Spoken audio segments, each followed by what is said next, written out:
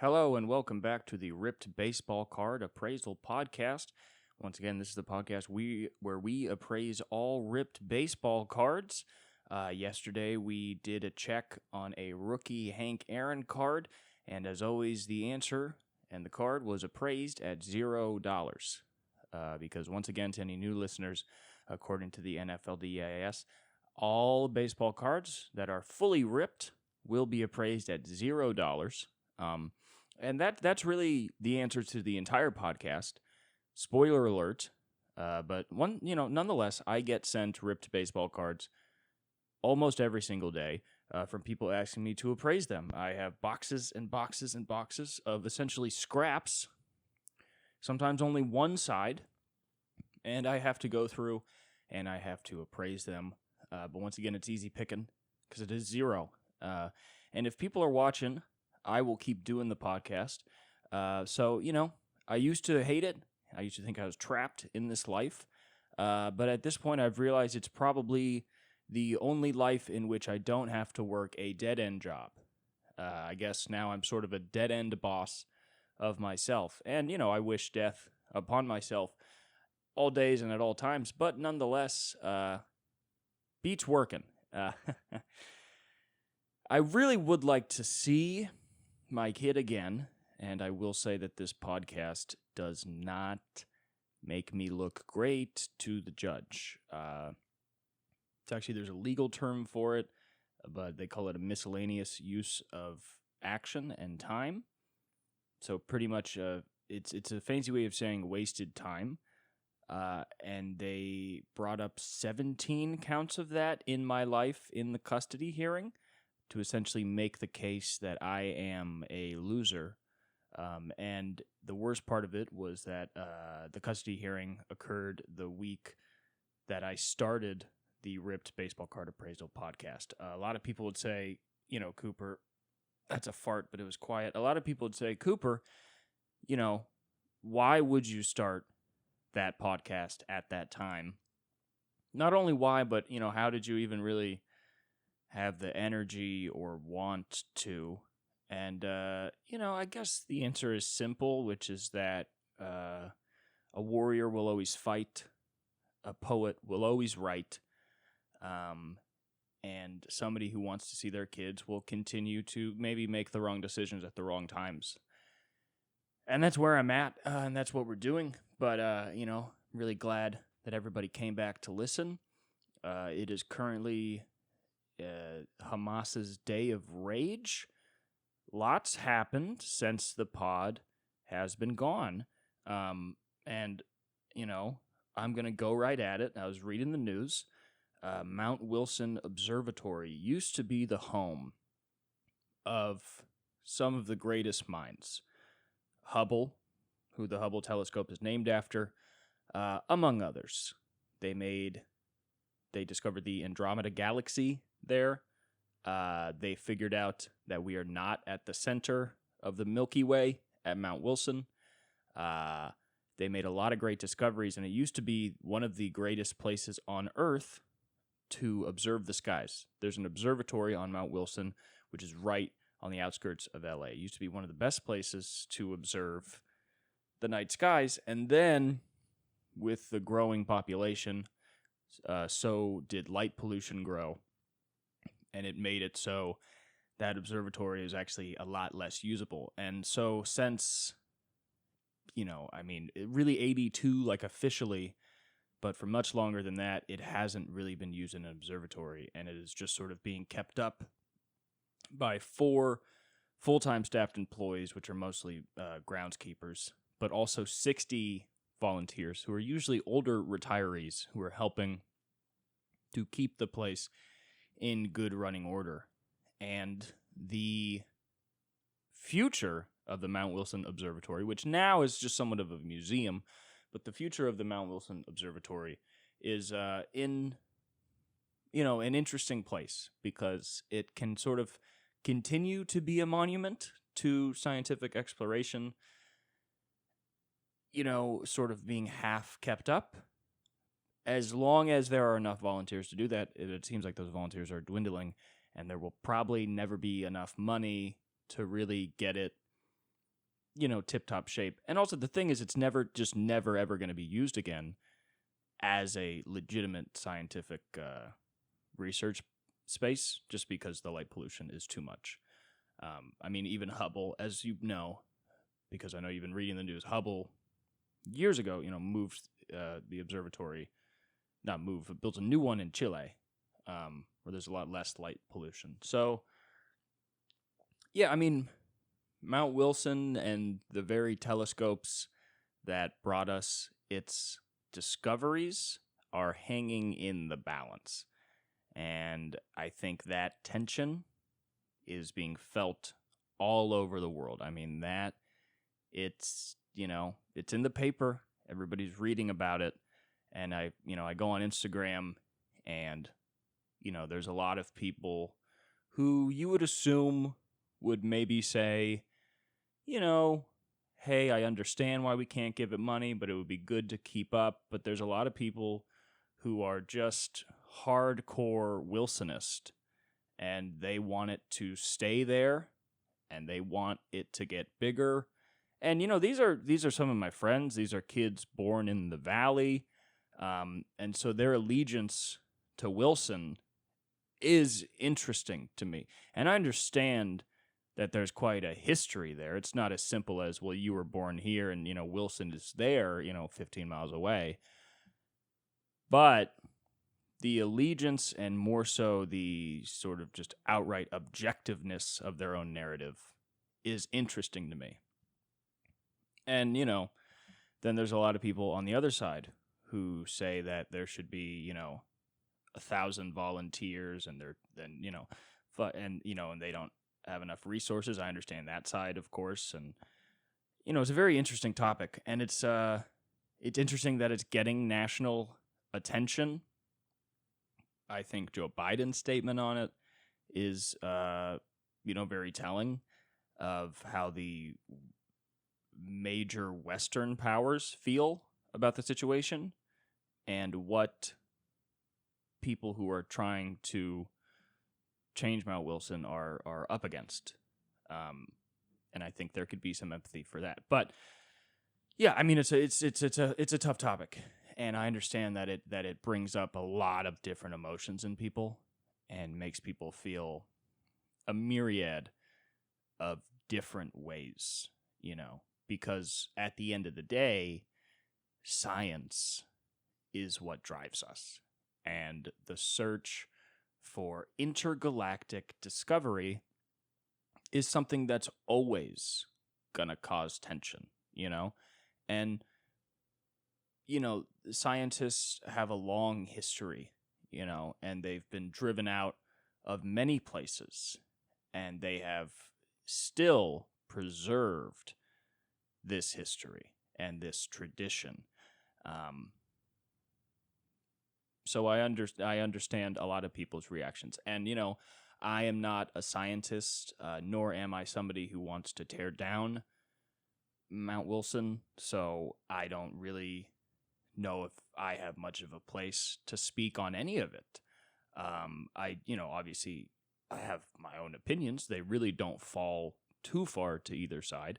But I don't express them outwardly. But there are a lot of people who are online saying, if you are being silent about what's happening with Mount Wilson Observatory, you are part of the problem. And I don't know if that's fully true. I don't think every issue needs everybody's voice as much as I think issues like the Mount Wilson issue are things that are good for everybody to at least mildly educate themselves on, simply because it's in the world. And even if it doesn't affect them directly, it is, our country is giving a staggering $800,000 to $1 million a year to keep Mount Wilson running and to pay the staff. And so even if you don't think it affects you, it's still coming out of your taxes if you are living in Los Angeles County.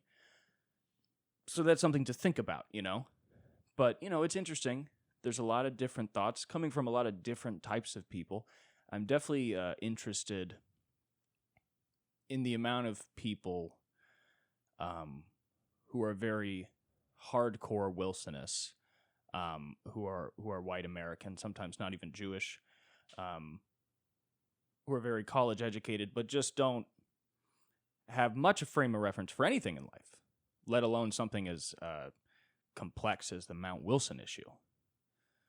But yet they pick a very strong side, and sometimes seem, full of vitriol. And I'm not always sure where that comes from.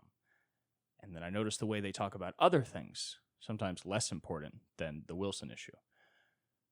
And that same vitriol comes out. So sometimes I wonder if is it a Wilson thing or is it a them thing? And I don't know. But, people are going to think what they want to think. And I think the important part is that as individuals, we all remember what is important, which is science. So I hope that in this time of a lot of different feelings and emotions, that everybody is talking to those they love and reading Richard Feynman's lectures at Caltech or wherever he did that, or reading some Stephen Hawking's, whatever you would like, but getting together and reading about gravity, because what goes up must come down, and that's Isaac Newton said that. So think about that. Think about, what if Isaac Newton was also a freestyle rapper? If we can't ask questions like that, then democracy dies. What if Isaac Newton was wearing a hat with a trampoline on top of it, and when the apple hit his head, it bounced up into space and hit the moon? That's a legitimate question that in today's world you can't ask, that you get in trouble for asking. And that's scary, It's very scary. How many Jimmy Dean sausages could Isaac Newton eat? You ask that in some circles, and you get run out of town. So, that's the world we're living in, and people, react in a myriad of different ways. And just remember mostly that if you're a really stupid person and you're talking about a complex issue such as the Mount Wilson issue, if you say the word myriad, and it's usually used in the phrase myriad of different ways, people will think that you're smart, unless they are actually smart and use that language often, in which case they will look at you with a very recognizable "who's this fucking asshole" look, and before they speak, just walk away. Just get out of there, because you're in over your head. Okay? And I can tell that my tripod is wobbly, and I think because of the fan and maybe the movement of my feet, the phone is actually shaking. So this whole video is going to shake, which frankly I think is funny. I'll fix it.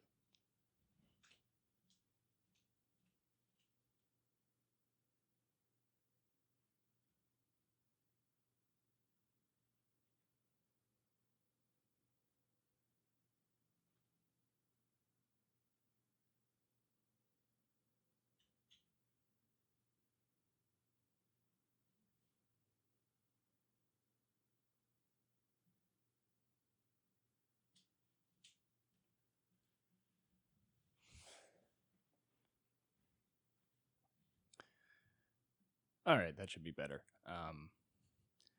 I did start reading the newspaper, actually. I'm not actually going to talk about the news, because why would you? Nobody's coming to this podcast to hear about what's happening in the news. I just started reading the newspaper, though. I am a big fan of the newspaper. A lot of people, they read the news on their phone, and it's very bad.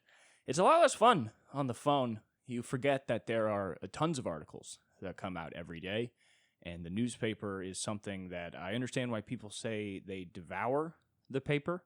I get it. I get what they mean by that. Is there's all these different articles. So many of them are trivial and kind of about nothing, and you just rifle through it. You read what you want to read, and you throw away the scraps like a lion on the hunt for knowledge. It's fun to have a newspaper in your hand. When you buy it, I have a newsstand near me. I went there, I bought 2 different newspapers. I bought USA Today, and I bought the LA Times, which I think are kind of 2 newspapers for dumb people. But I like USA Today because if you haven't read USA Today, it's a very seemingly not so biased newspaper. I think they lean more left, but I think they lean more left in the way of certain topics they'll cover, not necessarily in their opinion of any certain topic. Because what I like about USA Today is it is like reading a 5th grader's report on something. It's very simple. It's just sort of what happened. The language is never too big. It's never too lofty or scary. The font is very informal. It's like Helvetica, like it's not the Times New Roman font. It's a newspaper for dumb people that honestly talks about all the same things as any other newspaper. But it seems like the people writing it don't know that they are really allowed to have opinions, which I love. Because anybody reporting on anything should remember that nobody actually gives a fuck about them or their life or anything they've been through or any of their own thoughts, and that they are just the messenger. And what's the messenger? A servant. A servant. That's it. Zip it. Tell me what you need. Zip it. Tell me what I need to know. Zip it up. Run back. Run back. Get away from me. Get away from me, you stupid messenger. What did the king say? Don't tell me. Here's what the king said means for the future. Shut up. The USA doesn't do any of that. The USA does none of that. USA Today has articles where they will talk about some major Supreme Court decision or whatever, like anybody else would. And then they'll maybe have one line where they go, and the Secretary of State said this could put the future of blah, blah, blah in jeopardy. They'll say that. That's as far as they'll go. And then meanwhile, the New York Times is like, here are the 5 inevitable implications of Dua Lipa's new album. And it's like,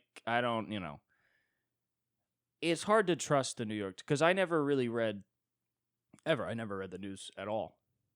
But I would kind of figure out how certain news organizations acted just based off of Twitter. I learned the New York Post, I think, unless it's Wall Street Journal, but I think New York Post is owned by Jeff Bezos. So I was like, all right, I'll probably skip that one. The New York Times is always fishy. Like in the Israel-Palestine thing recently, the way they describe things is fishy, because they'll be like, 1,000 Israelis were killed and 250 Palestinians died. And it's like, everybody was killed. I don't know why half of them you were acting like had heart attack. They were all killed. And that kind of, that's a little, I don't know about that, I mean, I know it's October, but that's a little too spooky for me in the bias in the grammar. That's honestly, I think, how you tell if a newspaper is truly lying, is just in the way they describe things. And USA Today, to me, has the innocence and honesty of a 3-year-old telling you that your hair is ugly. It's like the USA Today feels like a newspaper that almost accidentally spills the beans. You know what I mean? Like it would print stuff it's not even legally allowed to, and then be like, I didn't know we couldn't. I'm sorry. I didn't know. I didn't realize I was exposing the federal government. I just heard it and I said it. God, I'm not an asshole. You know, that kind of thing. So I was reading a lot of that. And newspapers are interesting because it's all printed on the same paper. It's all there. It's all right next to each other. So you go from like reading about Americans trapped in Gaza right now and how, you know, their families can't hear from them. And then I turned the page and then I saw a story about a 104-year-old woman who set the world record for the oldest person to ever go skydiving.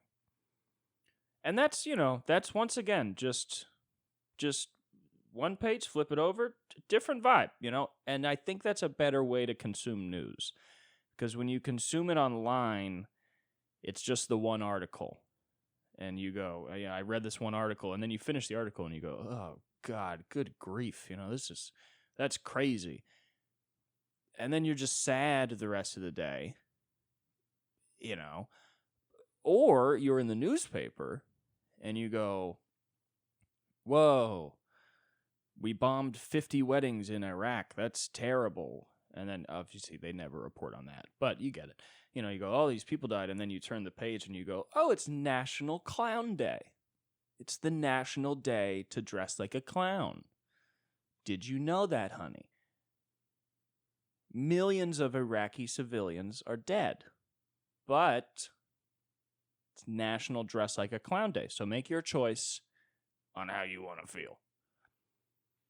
I think that's fun. You know, a lot of people say the news is depressing. I think it's also good to remember if you are able to sit and read a newspaper, most of the news probably doesn't affect you very much. You know what I mean?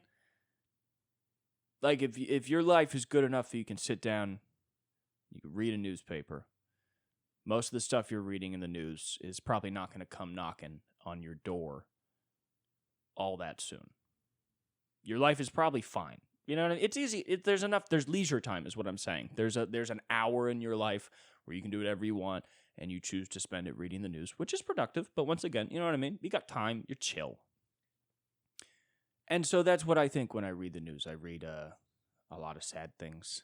And I'm not just talking about the Israel-Palestine. I'm just in general. Just if you read the news, a lot of sad things. And you read it and you just go, you know, that's something that happened. And tomorrow I'll read the news again and I'll see what's up with that, you know? We'll see how it progresses. But yeah, having the paper out is fun. It's fun that the organization of the paper makes sense, but is also so stupid. You know, it's like, let's put 4 different stories on the front page, and we'll only write like a couple words about it. And then if you want to read the rest, you got to go find a different page that is not necessarily ordered at all. It's labeled so you find it, but it's just kind of in there. And once you get back there, there's no more pictures. It's a lot less pictures back there. It's just words once you're deep in the paper. But I enjoy it. I like it. I'm going to try and make a certain routine about it that, you know, at least once a week, grab a couple papers, see what's going on. Because they come out, I mean, it's crazy how they make so many newspapers. All the time, every day they're writing newspapers. All the time, every day. They have a newspaper for every day. Here's every day. But yeah, I'm trying to change my perspective on the news. I think it's, if you think of it as kind of an optional thing and kind of something that you can enjoy, obviously you're not going to enjoy reading a lot of the articles, but I'm saying the act of catching up, it makes it more fun. You know, because a lot of people will act like you have to know about all this. You have to read the news. You must be informed. That is not true. That is patently untrue. No, you don't. You don't need to know about anything happening in the news ever. Because even if you don't know about climate change and then it's going to affect you eventually, just wait till it affects you eventually, and you're not going to have been any better if you knew about it 30 years before. You just wouldn't. You don't have to be informed about a single thing going on outside of you getting to your job or what, you don't have to know anything. But if you take that aspect, you take that mindset, and then you go, well, let me just hear about some stuff that happened. And then that's the news. And it's much more fun that way. Is you read it and you go, oh, thanks for letting me know about all this stuff that has happened. I enjoy reading about all this stuff that has transpired recently. Some of it is utterly useless information. I really didn't need to read that entire article about Mount Wilson. There was nothing in there that was important to me or really anybody in the world. But that's what's really beautiful about the news, is a good writer doesn't let you realize how unimportant the article is until like the last 2 words. Because that article about Mount Wilson, to clarify, if you didn't get the gist, because we got into a real rigmarole with it, but the point of the article is just saying this place used to be really good for looking at the stars. Now LA's too bright, so it's not, but all the shit's still there. Fart. So at the moment, it's just being kept up by people, so you can go hike up to the top of the mountain and look at it, sort of as a monument. But it'll never be used again. It will never contribute anything to science, really, ever again. Except a couple guys used some solar telescopes up there, and it was cool. But it's really, it's not a needed place. Like, if this place goes under, science doesn't really suffer. So it's fine. It would be sad because you're losing these buildings that we hold on to. But really, it's got no use, and it never will again. So the point is, the entire article is about nothing. This place used to be used. Now it doesn't. They don't know what they're going to do with it. And it doesn't really matter what they do with it. I read the whole thing. And a good writer doesn't let you know that what you're reading is horseshit until the last couple sentences, when they say something like, and the future of Mount Wilson still remains up in the air. And you go, oh, so there's not even an end to this story. You are updating me on an ongoing issue that is debatably not important in any way, is what you're telling me. Yeah. Sorry, I just had to check the time, and then the whole fucking video turned off. I have a lot of editing to do on this podcast, and that makes me want to blow my brains out. But I also got to go to work soon, so I don't know how long the podcast is going to be. Probably going to, go another 15, then maybe come back from work and see if we want to podcast for 15 more minutes and make it a full hour, but chances are we won't want to. But anyway, what I have been up to is I was in Appleton, Wisconsin with Pauly Shore and Steve Simone, 2 very funny, experienced comedians. Many of you know Pauly Shore from TV and movies. Some of you comedy fans may know Steve Simone from Ari Shaffir's This Is Not Happening. I watched Steve Simone on television before I ever started comedy, actually. So, funny enough, I saw Encino Man. I didn't watch a lot of Pauly Shore, and I definitely never saw his stand-up because I don't know if he's actually released a special. I was pretty unaware of his stand-up. A lot of people are, which is interesting. But I did watch Steve Simone, so touring with him was pretty funny. But anyway, a lot of people don't know that Pauly Shore is the son of Mitzi Shore, who is the woman who owned and operated the Comedy Store, one of the most famous clubs in the world. So Pauly was pretty much raised in the Comedy Store, and he's been doing stand-up for a large portion of his life since a very young age. And not a lot of people know that. They think he's just a movie guy, but no, he's been touring as a stand-up comedian for 30 years, and he's been doing it for even longer. Really interesting guy to tour with. You learn a lot. The stories that guy has are just immense. Probably real all-star babysitter list, you know what I mean? You know, he's got like Sam Kinison, Richard Pryor. He's got a good list of guys that babysat him. But it was fun. It was my first time in the Midwest. I've been getting to tour a little more recently. I went to Jacksonville. I went to Yuma and Tucson in Arizona. And then most recently I went to Appleton, Wisconsin. That was my first time in the Midwest in a small, hey, how you doing kind of town. But it was cool, It was, and it wasn't, it wasn't really like an old school town. I mean, it's a college town. It has Lawrence College, established in, I believe, 1867. Fact check me on that. But it's a small college town, a lot of gay flags everywhere. It's like it's kind of one of those small towns that's like, we're fucking cool. What's up, But still still an interesting place with a different variety of people. Like we were driving down the street, and I saw a house that had 2 Trump flags and a Blue Lives Matter flag. And then we drove farther down, and I saw a house with the gay flag outside, the full one too, with the triangles and the circle for the asexual, and the new one, the updated, the iPhone Pro Max of the gay flags. They got the whole shebang, which is like 5 flags in one. And what was funny is that in between both of those houses was just a house with small, tiny American flags around their garden, which is the real neutral option. That's the house that's like, yeah, we voted for Donald, but we don't, talk about it too much. That's kind of, and maybe I'd like to hang out with those people the most. Probably not, though. I'd probably go to the gay house. At least they have opinions they're willing to express. You know what I mean? Then again, the Trump house could be fun, too. They might be, having a lot of fun over there. I don't know. I don't know if they're the happy ones or the angry ones. Trump fans come in different shapes and sizes. The shows were fun.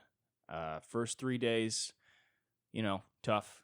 Getting the sea legs. I was opening up cold, and it's tough to go on stage to a crowd that came there to see Pauly Shore and only Pauly Shore, and now they're watching a 24-year-old talk about his experience having sex with men on a dating app called Grindr. It's not what they came for. So that was rough. But then Pauly was like, all right, we're going to have Steve open the shows, which made me realize I had failed my job. And I wasn't bombing. It just wasn't good enough. And then Steve would open the shows. He's a great comic. He's been doing it for a long time. Knows what he's doing. And then I would go up after him and just have murderous sets. Just some of the best sets of my life. 185 people just screaming at me with laughs. And none of it felt good because I was like, you guys, you wouldn't have liked this if I was the first guy. So that makes me feel like this is almost just Steve's second set in a way. I didn't say that on stage. I took those laughs, I put them in my pocket, and I remembered them. But yeah, it was fun. It was at Skyline Comedy Club. It's a great comedy club. If you're anywhere near there, you should go. It seats about 185 people. We stayed in an Airbnb. So me, Pauly Shore, and Steve Simone were one big happy family in the Airbnb. I watch NFL Red Zone for the first time ever. Of course, I go to Buffalo Wild Wings with my friends. Anybody that watches the show knows this. Of course, I've watched a football game at somebody's house. Anybody that knows me knows that. But I had never watched Red Zone, which is, it kind of reminds me a lot of those Instagram videos where it's like a Theo Von podcast clip, but then under it, it's like a Temple Run or Subway Surfer thing. You know what I mean? It's like the double. It's like Guy's version of that.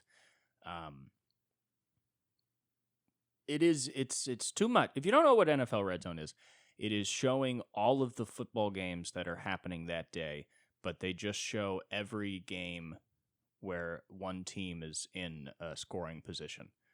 or in the red zone close enough to the other guy's end zone. So sometimes you're watching one game for kind of a while, like 10 minutes because the other teams are just sort of not doing much. Or sometimes, and they announce it every time, they got 3 on the screen and they go, we got 3 games on and it's a big deal because now you don't know where to look. You're like, what's going to happen? And then, what's interesting is if sometimes you watch 2 games be the same exact game, but just with different quality teams. So I was watching the Rams versus the Eagles. Great game. 2 great teams to play each other. Very fun. And then also on the other screen was like the fucking the Broncos versus the Jets. Russell Wilson, what a bitch. But it was very funny because like the Broncos were on the goal line and so were the Philadelphia Eagles, and they both wanted the same thing. And then you just see the Broncos just completely fuck all of it up. And then the fucking Philadelphia Eagles did the brotherly shove, as everybody knows, and just pushed their way in and got the score. And it's very funny just to see 2 teams try the same thing. And when the team that's good at it does it well, it just seems so simple. And then the team that doesn't, you're just like, oh yeah, it's right there. Losing at the goal line, not losing, but not scoring at the goal line is very funny to me because it's hard. Football's hard. I get it. But it's so funny that it's like you are 4 inches away. Just get the ball there. And there's teams that are like, we can't do it. We tried. We were going to go and just push through, but then they pushed back against us. And for all being honest here, that kind of took the wind out of everybody's sails. And we gave up pretty quickly. Didn't get the score there. Sorry, guys. It's crazy. It's like, you guys, you were 4 inches away. You came from 40 yards away. Just, what the fuck? And that's why I like the Philadelphia Eagles, because they got that play, the brotherly shove, which... if you don't know, is just if they need to pick up some inches for either a first down or like a goal line touchdown, it's just they all huddle together and they just push.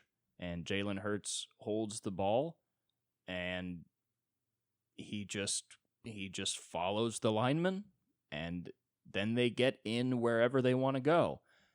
And it seems so simple, but I think it's a testament to them working as such a good unit. And also... Jason Kelsey being strong as fuck as a center. And it's cool just to see big old guys doing what big old guys should do, which is push over other big old guys, and they're good at it. And then you watch the Broncos, and, I haven't watched enough football necessarily consistently enough in my life to have this, but I now love to hate the Broncos. But I don't hate them, actually. I actually love them because of how much they suck and how fun watching them lose is. I've never had that with the team.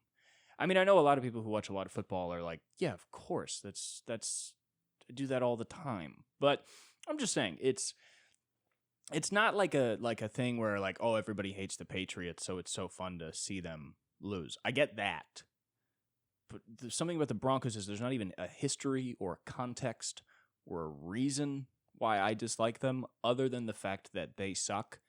And every week I'll watch them or I'll see a couple bits of the game and I just go, look at them. Look at them suck again. Look at them be shitty one more time and disgrace the good people of Colorado. I mean, it's a very interesting time actually for Colorado football because you got prime time putting together quite a college team, so that's fun. And then meanwhile you just have this floundering team who is just part of an almost record-setting loss to the Dolphins with the 72-point game. Like it's a real dichotomy for the football fans in Colorado to have to put up with that. But, that's the world we live in. So, yeah. I'm going to do some editing. I hope it's not too annoying and choppy. At the moment, I do have to go to work. I have to get dressed, and I have to go to work, so we might just have to end the pod at a very sad 40 minutes. But maybe I'll record another segment tonight, and in 3 seconds, I will pop back in your ears or in front of your eyes, and the podcast will continue. I don't even know if that's going to happen yet. And that's what's fun about this podcast, is we leave everything up to chance. So if I don't see you again, thank you so much, and I love you. You motherfuckers really thought you had seen the last of me. You really thought that the episode was just over, that I was just going to go to work and I was just going to forget about the show. You gotta be fucking kidding me. Things have changed, okay? I left at 5:51 and now it is 12:30. We've had a long night of working, but it was fun. I got to do 2 sets at the world famous Comedy Store tonight. I got to open the second main room show, which is always a fun set to do because cold opens are fun because nobody's been on stage yet, so nobody can really ruin the vibe. Only you can, which is why cowards are afraid of it. But I find it very fun. Nothing's happened. I go up, I have fun for 5 minutes, I get off, and then very good people come up and they do better. But that was fun. Completely packed out room, like 350 people. It was very fun, very good time. And then the show that I did after that was our Door Guy show, which nobody buys tickets to and nobody comes to because it's a show of a bunch of people that you have never heard of. If you're listening to this podcast, you're probably close personal friends with those people, but everybody else has no idea who's on the show. And I went up and I did 15 minutes of comedy to 8 people. So I did more minutes of comedy than were people in the room by a wide margin. Almost double the amount of people in the room. Almost. But it was fun. Those are some of my favorite sets to do because some people are like, oh, I really don't want to perform to these 8 people. And I'm not going to sit here and say that I love to perform to 8 people, but performing to 8 people at, I want to say like 11:30, when they're very tired and they've already seen a bunch of other people they don't know, it's kind of like going to Denny's where you're like, well, no, it's not going to be good, but it's going to be Denny's. So as long as we are just fine with this being Denny's and them doing what they do, then this will be fine. And that's what it was. I went up and it was 8 people and I spent about 10 out of the 15-minute set just riffing, talking about the show, how you get what you pay for. Downstairs, I opened the show that had Bobby Lee on it. Upstairs, I was one of the featured acts. My name is Cooper Lyden, so it's different. You know what I mean? You get what you pay for. But those are some of my most favorite sets to do because it's just like nothing can go wrong because it's already not that great of a situation to begin with. And I honestly think that the people at that show, that could be the most memorable comedy show they ever see because even an amazing comedy show is less interesting because everything went correct. You know what I mean?